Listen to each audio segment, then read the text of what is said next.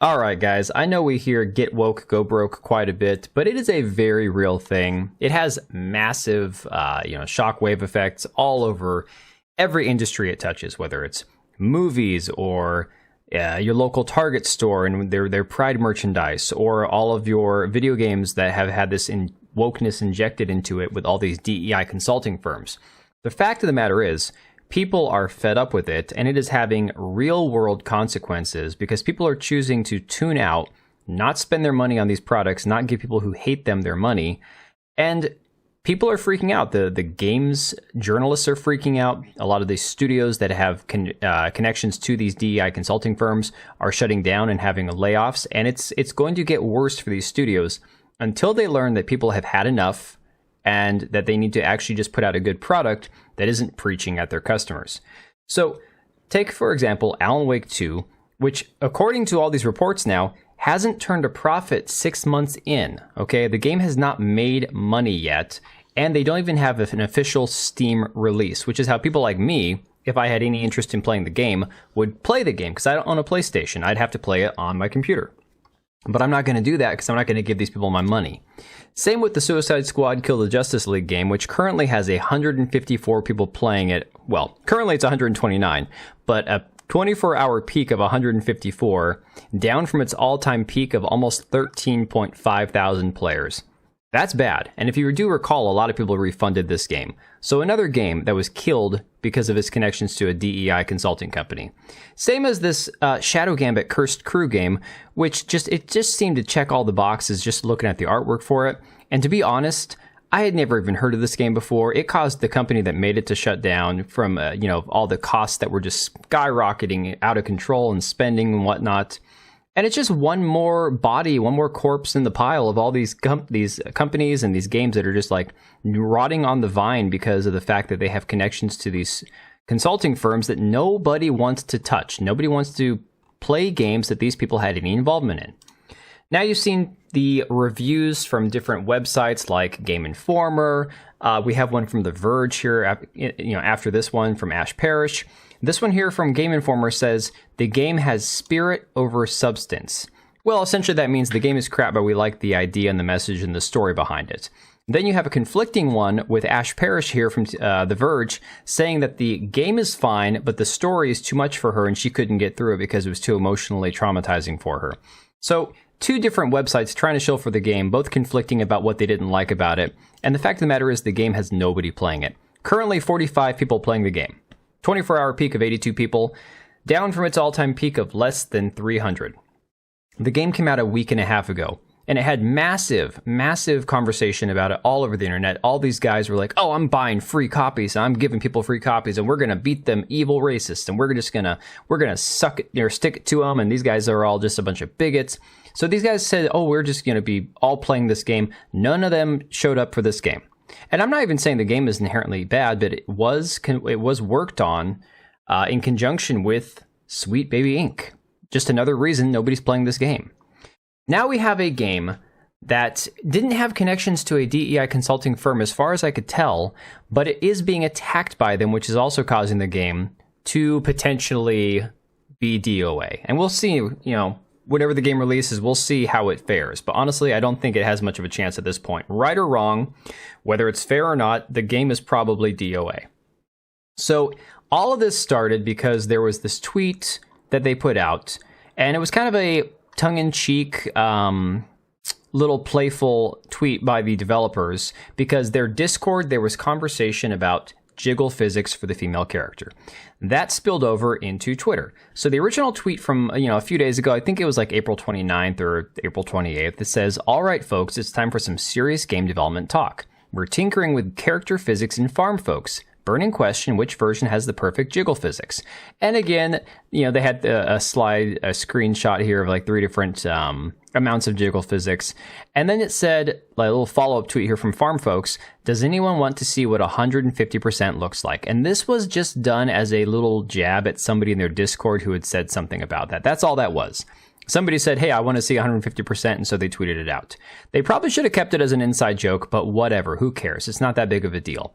Well, then you had everybody and their uncle coming out of the woodworks to attack this company. Not the Gamergate people, not the fans of Stellar Blade, not anybody who is not a complete freak, but the people who were planning on playing supposedly this Farm Folks game, which is just a farm simulator, decided to attack them, including groups like Black Girl Gamers, as pointed out by Savvy Artist here on Twitter. Yeah, they responded to the original tweet by Farm Folks saying, "This ain't it. As you can imagine, boobs are a sensitive subject, especially since women have been subject to a lot of vitriol in gaming lately and the latest discourse regarding sexualization of characters. If this indeed has been body positivity intention, then in the future it may be worth changing the copy of the tweet to reflect that, i.e. hashtag body positivity." I think it needs to be said, Black Girl Gamers doesn't really care about women because they allow anybody who identifies as a woman in their group. So it's not about boobs or sensitivity to them. It's probably more about the fact that they don't want to upset people who aren't biologically born with female anatomy. We'll just go with that. So then what we had was apparently Alyssa Mercante from Kotaku reached out to the CEO of this company to get a statement from him and ended up having like an hour-long video interview with him. Poor guy. I feel really bad. His name is, I think, Alex Koshelkov. So in this 1 hour interview with Alyssa Mercante, the CEO sat down and basically explained the physics of the game and how they wanted to work. The reality of it being that he wanted to have some fun with it and make it for more of a mature audience, but he's not looking to over-sexualize it, which I think is fine, whatever. I mean, that's not the word I would use, but it's the way he said it in the interview, supposedly. And then, of course, he goes on to explain to her how all this started. It was a misunderstanding. It's just the wording was bad. You know, they admit that they effed up. They're happy to apologize for it, whatever. He says they're still going to do it, too. They're still going to make sure that they have the physics in the game. He just wants people to realize that this isn't, you know, something that they're doing to intentionally make the game more provocative. You know, they're not making it for little kids, but they don't want it to be, like, ridiculously goofy and all that, which I think is fine. I mean, look, it's his game. He can make it however he wants to. I think the fact that he's felt the need to apologize is what's really pathetic. But again, it gets a little bit weirder because he then starts attacking gamers in this interview, and you'll see in a second here. It says, Koshelkov, who's the CEO, would reiterate to Alyssa Mercante, "The goal is for players to properly represent themselves in the game. We're not aiming for over-exaggerations. The goal is to make it very elegant and very sensitive to women and their bodies." Why not to men? That's what I want to know. I get that they're talking about jiggle physics, but why wouldn't they say to people and their bodies? The article from That Park Place says, despite farm folks sexualizing the jiggle physics, Koshelkov then attacked gamers and said, "You have to be a very poor person to kind of sexualize this. Like, the internet is full of sex right now. There's some crazy things you can find if you're having problems with our characters, like look for help. Maybe go on a date and maybe go and date a woman or something like that, because this is not our goal. We don't want to attract people that are attracted to only these body parts."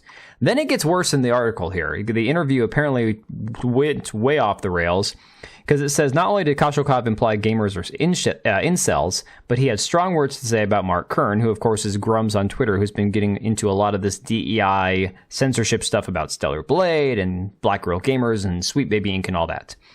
So where Kern said that you should never apologize to cancel pigs because they're not your customers anyways, which I think 9 times out of 10 is probably pretty accurate, Koshelkov responded to Alyssa Mercante when asked about Kern, "F that, I don't care what he thinks. I'm apologizing for structuring it badly. If we were to rewind the times, we would skip that." He then added, "We don't want to be a part of the culture war. We don't want Kern to give us any recommendations. We prefer to evaluate it from what we consider human character.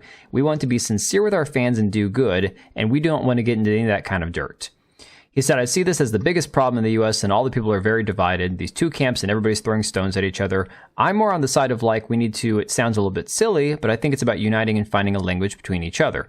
Ironically, I'm not sure if the cancel pigs are going to be like attacking this game or not. The reality is farming sims and these casual kind of games tend to appeal more to women anyways, who are usually more of the casual and left-leaning gamers.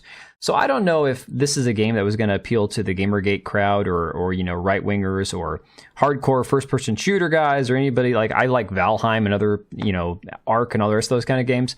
I don't know what the audience was for this game to begin with. It's very Fortnite kind of graphics. I don't want to play a farming game where I have a unicorn backpack.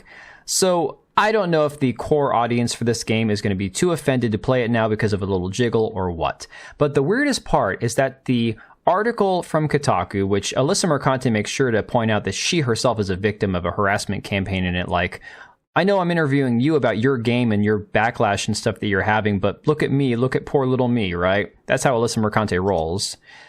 She even said in her little summary of her article that her takeaway is, Farm Folks maintains that they were woefully ignorant of the Gamergate 2 stuff, that they accidentally fed into a firestorm. They want nothing to do with Kern and co, but also don't want to openly deride them and kick the hornet's nest either. They're worried about not being political, which even the CEO says might be a bit naive in the current climate.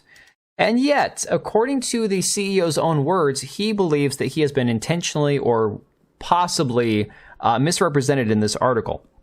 So this guy, Hat McGlasses on Twitter, says, Farm Folks' low-info CEO implies that gamers won't cave to the censorship mob, cancel pigs and corrupt journos, and are therefore incels. Mercante played him and now is dragging him for the sucker he is on her handle.